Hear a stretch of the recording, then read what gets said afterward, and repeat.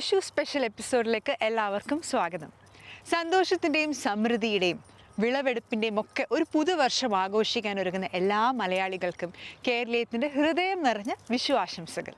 കണിക്കൊന്നകൾ പൂത്തുലഞ്ഞു നിൽക്കുന്ന ഏപ്രിൽ മാസത്തെ ഈ വിഷുവിൻ്റെ ഏറ്റവും വലിയൊരു സ്പെഷ്യാലിറ്റി എന്ന് പറയുന്നത് രാവിലത്തെ വിഷുക്കണിയാണ്. നമ്മുടെയൊക്കെ വീടുകളിലും പഴയ തറവാടുകളിലൊക്കെ നമ്മുടെ കാരണവന്മാരില്ലെങ്കിൽ മുതിർന്ന ആളുകളൊക്കെ എന്താ ചെയ്യുക, നമ്മുടെ കണ്ണൊക്കെ പൂട്ടി കുട്ടികൾക്കാണെങ്കിലും ഒക്കെ വന്നൊരു വിഷുക്കണി ഒരുക്കാറുണ്ട്. നല്ല എന്താ പറയുക, കൃഷ്ണനെ കണ്ടുകൊണ്ട് ആ ഒരു വർഷം തുടങ്ങുകയാണെങ്കിൽ നല്ലൊരു വർഷമായിരിക്കും എന്നൊക്കെയാണ് വിശ്വാസം. അപ്പോൾ അതുപോലെ തന്നെ നല്ലൊരു വിഷുക്കണി ഇന്ന് ഞങ്ങൾ നിങ്ങൾക്കായി ഒരുക്കിയിട്ടാണ്. ഒരു മനോഹരമായ നൃത്താവിഷ്കാരം, കൃഷ്ണൻ്റെ പാട്ട് സിനിമയിൽ നിങ്ങൾക്ക് എല്ലാവർക്കും വളരെയധികം ഇഷ്ടപ്പെടുന്നൊരു ഗാനമാണ് നന്ദനം സിനിമയിലെ ഈ ഒരു ഗാനം. അതിൻ്റെ ഒരു മനോഹരമായ നൃത്താവിഷ്കാരം നിങ്ങൾക്കായിട്ടുള്ള ഇന്നത്തെ ഞങ്ങളുടെ വിഷുക്കണി.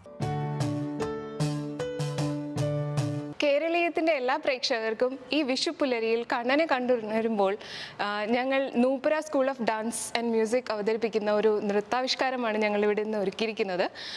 ഗായത്രി ദേവി വിജയകുമാർ എന്ന ഞങ്ങളുടെ ഗുരു ചിട്ടപ്പെടുത്തിയ നന്ദനം എന്ന സിനിമയിലെ മൗലിയിൽ എന്ന് തുടങ്ങുന്ന ഗാനത്തിൻ്റെ ഒരു സെമി ക്ലാസിക്കൽ വേർഷനാണിത്. എല്ലാ കേരളീയം പ്രേക്ഷകർക്കും Nupura school of dance and മ്യൂസിക്കിൻ്റെ വിഷു ആശംസകൾ.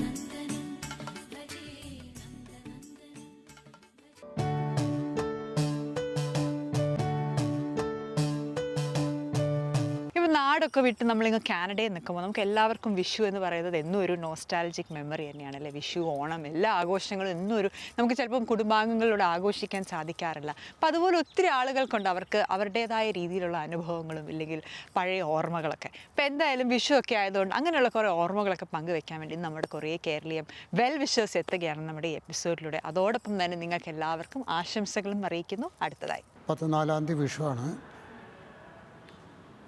വിഷു എന്ന് പറഞ്ഞാൽ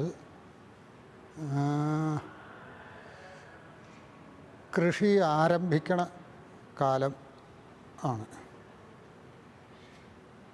അത് കേരളത്തിൽ മാത്രമല്ല, എല്ലാ കേരളത്തിൻ്റെ പുറത്ത് ഇന്ത്യയിലുള്ള മറ്റുള്ള സ്റ്റേറ്റുകളിലും പല വിധത്തിൽ ഇത് ആചരിച്ചു വരുന്നുണ്ട്. തമിഴ്നാട്ടിലാണെന്ന് വെച്ചാൽ പൊങ്കലാവും, അതുപോലെ ഉഗാദി, അങ്ങനെ കുറേ കാര്യങ്ങൾ നടക്കുന്നുണ്ട്. അതിൽ കേരളത്തിലെ വിശേഷമാണ് വിഷു. ഒരു പണ്ടത്തെ ഉത്തര കേരളത്തിലത്തെ മുമ്പത്തെ ഉത്തര കേരളത്തിൽ കൊല്ലം ആരംഭിക്കുക മേടമാസത്തിലാണ്. പിന്നെ അത് എന്തൊക്കെയോ രാഷ്ട്രീയ പഴയ രാജ്യങ്ങൾ തമ്മിലുള്ള എന്തൊക്കെയോ കാര്യങ്ങൾ കൊണ്ടാണ് പിന്നെ ചിങ്ങമാസം ആയി മാറിയത്. ഏതായാലും വിഷു എന്ന് പറഞ്ഞാൽ വിഷു, ഓണം, തിരുവാതിര, ഈ 3 കാര്യങ്ങളാണ് മലയാളികളുടെ ഒരു അഭിമാനം പോലെ ഉള്ളത്. ഒരു ഉത്സവത്തിൻ്റെ അഭിമാനം എന്ന് പറയാവുന്ന ഒരു കാര്യമുള്ളത് ഈ 3 എണ്ണത്തിനാണ്. അതിൽ ഇവിടെ അമ്പലത്തിൽ വിഷു ആഘോഷിക്കുന്നുണ്ട്. രാവിലെ 6 മണിക്ക് കണി, പിന്നെ പ്രത്യേക പൂജകളുണ്ട്, നവകമ്പഞ്ചകയുണ്ട്. പിന്നെ അമ്പലത്തിൽ കുറച്ച് കലാപരിപാടികളുണ്ട്. വെള്ളിയാഴ്ചയുണ്ട്, 14-ാം തീയതി ഉണ്ട്, 15-ാം തീയതി, 2 ദിവസമുണ്ട്. വിഷുവിൻ്റെ അന്ന് അമ്പലത്തിൽ വരുന്നവർക്കൊക്കെ വിഷുക്കണി കൊടുക്കുന്നുണ്ട്. എല്ലാവർക്കും വളരെ സന്തോഷകരമായ ഒരു വിഷു ആശംസകൾ നേരുന്നു. കേരളീയത്തിൻ്റെ എല്ലാ മാന്യ പ്രേക്ഷകർക്കും എൻ്റെ വിഷുദിനാശംസകൾ. ഉദ്ദേശം 22 വർഷമായിട്ട് മുടങ്ങാതെ സ്ഥിരമായി ഈ ടൊറൻറ്റോയിൽ യഥാർത്ഥ വിഷുവിൻ്റെ, കേരളത്തിൻ്റെ തനിമയാർന്ന വിഷുവിൻ്റെ അതേ രീതിയിൽ തന്നെ നമ്മുടെ കുട്ടികളെ പഠിപ്പിക്കുവാൻ വേണ്ടി, നമ്മുടെ കുട്ടികളെ മനസ്സിലാക്കുവാൻ വേണ്ടി വിഷു ആഘോഷം ഇവിടെ കൊണ്ടുവന്നു എന്നുള്ള ക്രെഡിറ്റ് NSS കാണ്ട എന്നൊരൊറ്റ സംഘടനയ്ക്ക് മാത്രമാണ്. 22 വർഷം തുടർച്ചയായി നടത്തുമ്പോൾ 2 വർഷം കോവിഡ് പ്രമാണിച്ച് മാത്രം അത് ഓൺലൈനായിട്ട് നടത്തേണ്ടി വന്നു. ബാക്കി എല്ലാ സമയങ്ങളിലും അത് കൃത്യമായിട്ട് തന്നെ സ്റ്റേജിൽ തന്നെയായിരുന്നു നടത്തിയിരിക്കുന്നത്. 50 മുതൽ 75 കുട്ടികൾ വരെ ഓരോ വിഷു ആഘോഷങ്ങൾക്കും സ്റ്റേജിൽ വരാറുണ്ടായിരുന്നു. എല്ലാ ജാതി മതസ്ഥരും അതങ്ങനെ യാതൊരു വ്യത്യാസവുമില്ലാതെ കൃത്യമായിട്ട് കലാപരിപാടി അവതരിപ്പിക്കാനും ആർക്കും ഒരു ഇത് തോന്നാത്ത രീതിയിലുള്ള ഏറ്റവും നല്ല വിഷു സദ്യ, ഏറ്റവും നല്ല വിഷു പരിപാടികൾ, ഇതെല്ലാം അവതരിപ്പിച്ചിട്ടുള്ള ഒരു വലിയ ചരിത്രം ഞങ്ങൾക്കുണ്ട്. ഈ വർഷം വീണ്ടും NSS കാണ്ട വിഷുവുമായിട്ട് വീണ്ടും പുറത്തേക്ക് വരാനുള്ള, അതായത് കോവിഡിൻ്റെ ഓൺലൈൻ കഴിഞ്ഞതിന് ശേഷം പുറത്തേക്ക് വരാനുള്ള ശ്രമം നടത്തുകയാണ്. അക്കാര്യത്തിൽ എല്ലാവരുടെയും സഹകരണം വേണം. കൂടാതെ വിഷുവിൻ്റെ ഓർമ്മ ഇവിടെ ജനിച്ച പല കുട്ടികൾക്കും, ഇവിടുത്തെ കൊച്ചുകുട്ടികൾക്ക് പലർക്കും അതിനെപ്പറ്റി വലിയ നിശ്ചയമൊന്നുമില്ല. സത്യം പറഞ്ഞാൽ ആ വിഷുക്കൈനീട്ടം, വിഷുക്കണി, വിഷുക്കൈനീട്ടം, വിഷു സദ്യ, അതിനുശേഷം മാതാപിതാക്കളുടെ നീട്ടുന്ന വിഷുക്കൈനീട്ടം അതൊരു വലിയ അനുഭൂതി തന്നെയാണ്. NSS കാണ്ട ഇത്രയും വർഷം എല്ലാവർക്കും വിഷുക്കൈനീട്ടം കൊടുക്കും. ഇപ്പോഴും കുട്ടികൾക്ക് വിഷുക്കൈനീട്ടം, NSS കാണ്ട വിഷുക്കൈനീട്ടം എന്ന് പറഞ്ഞാൽ ഒരു വലിയ ഓർമ്മ തന്നെയാണ്. നമുക്കൊരു നല്ല വിഷു ആഘോഷിക്കാം, ഐശ്വര്യപൂർണ്ണമായ വിഷു ആഘോഷിക്കാം. ഇത്തവണത്തെ വിഷുഫലം ഗംഭീരമാകട്ടെ. മുമ്പൊക്കെ നമുക്ക് വിഷുഫലമായിരുന്നു ഏറ്റവും വലിയ, കാരണം കാർഷിക ഉത്സവമാണ് വിഷു. അപ്പം കാർഷിക സംബന്ധമായിട്ടുള്ള മഴ പോലും നമ്മുടെ പഴയ ആൾക്കാർ ഗണിച്ചാണ് പറഞ്ഞിരുന്നത്. വിഷുവിൻ്റെ ഫലമാണ് ഏറ്റവും കൂടുതൽ കാർഷിക കാര്യങ്ങൾക്ക് പോലും ഉപയോഗിച്ചിരുന്നത്. അത് മാത്രമേ ഉള്ളായിരുന്നു അന്നത്തെ ഏക ആശ്രയം. ആ വിഷുവിന് തീർച്ചയായിട്ടും അതിൻ്റെ ഒരു ഓർമ്മ നമ്മുടെ കാനഡയിലേക്ക് കൊണ്ടുവരാൻ കഴിഞ്ഞതിൽ ഞങ്ങൾക്ക് അഭിമാനമുണ്ട്. അത് തുടർന്ന് കൊണ്ടുപോകുന്നതിൽ അഭിമാനമുണ്ട്. വീണ്ടും അത് ഇപ്പോൾ വീണ്ടും 2022 22 മിക്കവാറും 99% ഞങ്ങൾ 30-നായിരിക്കും, ഏപ്രിൽ 30-നായിരിക്കും വിഷു നടത്തുന്നത്. അത് ഏപ്രിൽ 30-ന് വിഷു നടത്തുമ്പോൾ തീർച്ചയായിട്ടും അതിൻ്റെ കൂടുതൽ വിവരങ്ങൾ നിങ്ങളൊക്കെ അറിയും. എല്ലാവരും സഹകരിക്കുക. എല്ലാവർക്കും ഞങ്ങളുടെയും എല്ലാവരുടെയും NSSകാരുടെ ടീമിൻ്റെ മൊത്തവും എൻ്റെ പ്രത്യേകിച്ചും ഒരു വലിയ വിഷു ആശംസ. നമസ്കാരം. കണി കാണും നേരം കമല നേത്രൻ്റെ നിറമേഴും മഞ്ഞ തുകിൽ ചാർത്തി കനകക്കിങ്ങിണി വളകൾ മോതിരം അണിഞ്ഞു കാണേണം ഭഗവാനേ. വിഷുപ്പുലരിയിൽ കൊന്നപ്പൂക്കളും വെള്ളരിക്ക കണിയും കൃഷ്ണൻ്റെ പുഞ്ചിരി തൂകയുള്ള ഓടക്കുഴലും പുതുവസ്ത്രവും വിഷുക്കൈനീട്ടവും എല്ലാം ഓർമ്മകളിൽ ഇന്നും മായാതെ തങ്ങി നിൽക്കുന്നു. വിഷു ആഘോഷത്തിൻ്റെ ഭാഗമായിട്ട് കണി ഒരുക്കുകയും പടക്കം പൊട്ടിക്കുകയും കൊന്നപ്പൂ പറിച്ചു കൊണ്ടുവന്ന് കണിയിൽ സൂക്ഷിക്കുകയും ഓണക്കോടി ഉടുക്കുകയും വിഷുക്കൈനീട്ടം വാങ്ങുകയും കൊടുക്കുകയും എല്ലാം നമ്മുടെ കേരളത്തിൻ്റെ ഒരു സമ്പ്രദായമായിരുന്നു.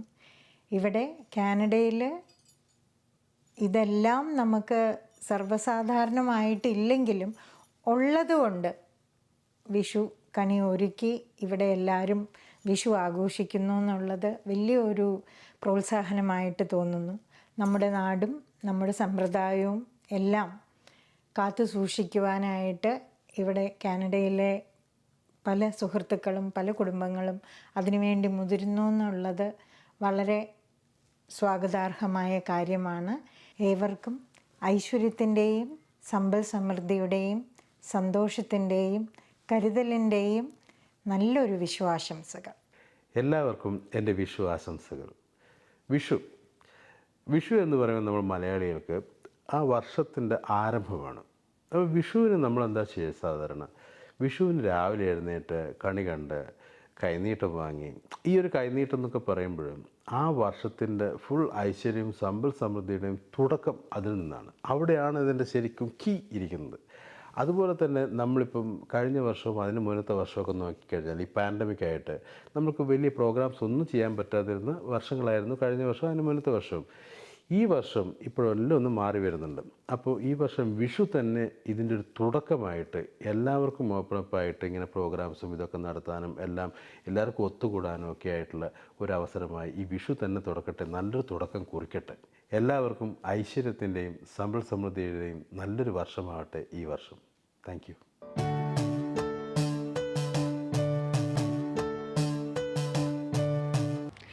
വിഷു സ്പെഷ്യൽ എപ്പിസോഡ് ആയതുകൊണ്ട് തന്നെ ധാരാളം വിഷു വിഭവങ്ങളാണ് നിങ്ങൾക്ക് വേണ്ടി ഞങ്ങൾ ഒരുക്കിയിരിക്കുന്നത്. അപ്പോൾ അടുത്തത് നിങ്ങൾക്ക് എല്ലാവർക്കും അറിയാം, നമ്മൾ മലയാളികൾക്ക് ഓണവും വിഷു എന്നൊക്കെ പറയുമ്പോൾ ഒരു വിഭവസമൃദ്ധമായ സദ്യ ഇല്ലാതെ എന്താഘോഷം അല്ലേ? അപ്പോൾ എത്രയൊക്കെ നോൺ വെജിറ്റേറിയൻ ആണെന്ന് പറഞ്ഞാലും ഈ ഒരു സമയത്ത് എല്ലാവർക്കും ഒരു 10-20 കൂട്ടമുള്ള ഒരു നല്ലൊരു വെജിറ്റേറിയൻ സദ്യ കഴിക്കാനായിരിക്കും എല്ലാവർക്കും ഇഷ്ടം. അപ്പോൾ സദ്യയിൽ ഒഴിച്ചുകൂടാൻ പറ്റാത്ത 2 കറികളാണ് നമ്മുടെ കാളനും ഓലനും. ഇതാണെങ്കിൽ ഏതിപ്പം കണ്ണൂർ മുതൽ തിരുവനന്തപുരം വരെയാണെങ്കിലും സദ്യയിൽ ഇത് 2 വിഭവം എന്തായാലും കാണും. അപ്പോൾ ഈ വിഭവങ്ങൾ ഇപ്പം വിഷുവാണ്, നിങ്ങളെല്ലാവരും വീട്ടിലൊക്കെ ഉണ്ടാക്കാൻ ശ്രമിക്കുന്നുണ്ടായിരിക്കും. അപ്പോൾ ഈ വിഭവങ്ങൾ ഇന്ന് നിങ്ങൾക്കായിട്ട് പരിചയപ്പെടുത്തുകയാണ് നമ്മുടെ എൽസി ചേച്ചി. അപ്പോൾ അത് എങ്ങനെയാണ് ഉണ്ടാക്കുന്നത് നമുക്ക് നോക്കാം.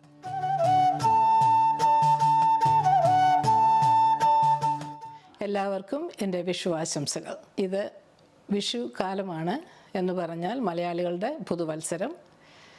നമ്മുടെ പുതുവത്സരത്തിൽ ധാരാളം ധാന്യങ്ങളും പച്ചക്കറികളും നമ്മുടെ വീടുകളിൽ കൃഷി ചെയ്ത് വിളവെടുക്കുന്ന സമയമാണല്ലോ. പ്രത്യേകിച്ചും വിഷുവിന് നമ്മുടെ വീടുകളിൽ പച്ചക്കറികളുള്ള സാധനങ്ങളാണ് ഉണ്ടാക്കാറുള്ളത്. അത് കാരണം ഇന്ന് വിഷു അല്ലെങ്കിൽ അതുപോലെ വിശേഷ സമയങ്ങളിൽ നമ്മുടെ വീടുകളിൽ ഉണ്ടാക്കുന്ന 2 ഐറ്റംസാണ് ഓലനും കാളനും. ഓലനാണ് ഞാനിപ്പോൾ ഉണ്ടാക്കാൻ പോകുന്നത്. അതിന് വേണ്ട ചേരുവകൾ പയറ്, അത് വൻപയറോ അല്ലെങ്കിൽ ബ്ലാക്ക് ഐഡ് പീസ് ഉപയോഗിക്കാം. തേങ്ങാപ്പാൽ 1-ാം പാലും 2-ാം പാലും, ഇളവൻ കഷ്ണങ്ങളാക്കിയത്, നീളമുള്ള പയറ് കഷ്ണങ്ങളാക്കിയത്, ചേമ്പ് കഷ്ണങ്ങളാക്കിയത്, പച്ചമുളക്, കറിവേപ്പില, ഉപ്പ്, വെളിച്ചെണ്ണ, ബ്ലാക്ക് ഐഡ് പീസാണ്. അത് ഓവർനൈറ്റ് സോക്ക് ചെയ്താൽ നമുക്ക് കുക്കിംഗ് സമയം ലാഭിക്കാനായിട്ട് പറ്റും. ഒരു പാത്രത്തിൽ കുതിർത്ത് വെച്ചിരിക്കുന്ന പയർ തേങ്ങാപ്പാലിൽ ആദ്യം വേവിക്കുക. പകുതി വേവാകുമ്പോൾ അതിൻ്റെ കൂടെ ചേമ്പ്, പയർ, കുമ്പളങ്ങ, പച്ചമുളക്, കറിവേപ്പില ഇവയെല്ലാം ആഡ് ചെയ്ത് ഒരുമിച്ച് വേവിക്കണം. എല്ലാം ഒരുമിച്ച് വെന്ത് കഴിയുമ്പോൾ ആവശ്യത്തിന് ഉപ്പ് ചേർത്തിട്ട് 1-ാം പാലും ചേർത്ത് ഇളക്കണം. ഇളക്കി കഴിഞ്ഞിട്ട് അല്പം നല്ല വെളിച്ചെണ്ണയും കൂടെ ചേർത്ത് നന്നായി ഇളക്കി ചോറിൻ്റെ കൂടെ കഴിക്കുക.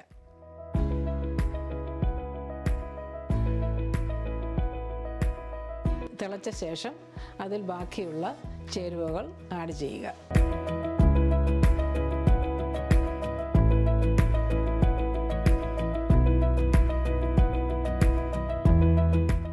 ചെറിയ തീയിൽ അടച്ചു വെച്ച് വേവിക്കണം. ഓലനിപ്പോൾ വെന്ത് റെഡിയായിട്ടുണ്ട്. സ്റ്റൗ ഓഫ് ചെയ്തിട്ട് 1-ാം പാലും വെളിച്ചെണ്ണയും കറിവേപ്പിലയും ചേർത്ത് നന്നായി ഇളക്കി ഉപയോഗിക്കുക.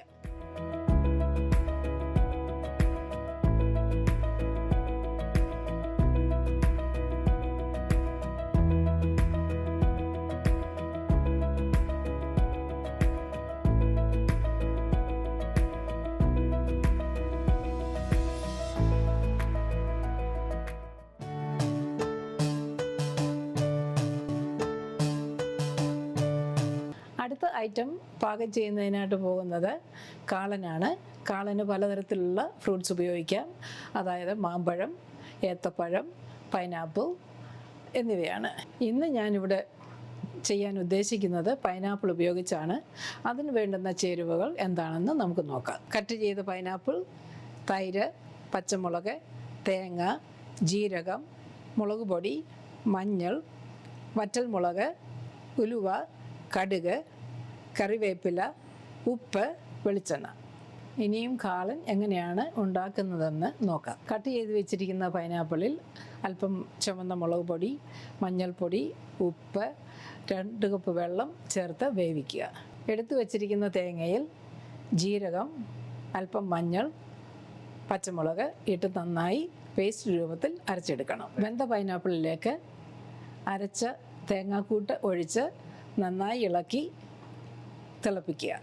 അതിനുശേഷം സ്റ്റൗ ഓഫ് ചെയ്തിട്ട് ഉടച്ച തൈര് ഈ മിക്സ്ചറിൽ ചേർത്ത് നന്നായി ഇളക്കി പാകത്തിന് ഉപ്പും ചേർത്ത് അതിനുശേഷം ഗാർണിഷ് ചെയ്യുന്നതിനായിട്ട് വറ്റൽമുളക്, കറിവേപ്പില, ഉലുവ ഇവ ചേർത്ത് കടുക് പൊട്ടിച്ച് ഗാർണിഷ് ചെയ്യാവുന്നതാണ്.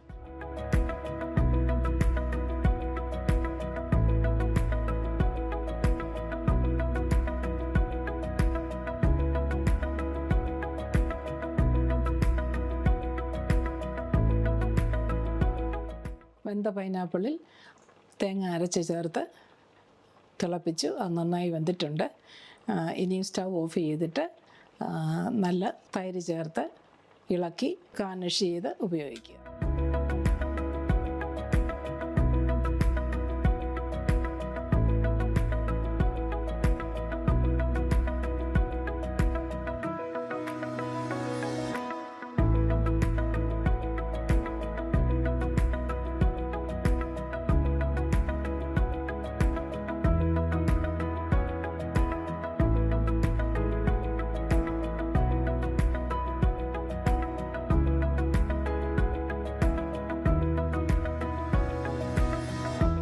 ഓലനും കാളനും റെഡി ആയിട്ടുണ്ട്. വളരെ ഹെൽത്തി ആൻഡ് സിമ്പിൾ റെസിപ്പിയാണ്. നിങ്ങളെല്ലാവരും ട്രൈ ചെയ്യുമെന്ന് വിചാരിക്കുന്നു. എല്ലാവർക്കും എൻ്റെ വിഷുവാശംസകൾ.